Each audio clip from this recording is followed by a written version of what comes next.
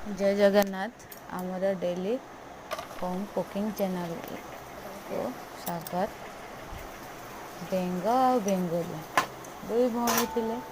सी college आसवा water घरे गले chicken pakora कले जोरे वर्षा लगी रही।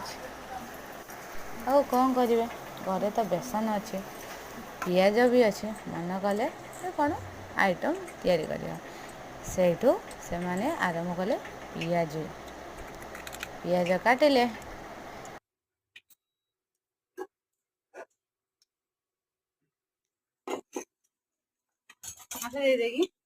ଆରମ୍ଭ କଲେ ନୂଆ ପ୍ରଣାଳୀରେ ପିଆଜି ଆରମ୍ଭ କଲେ।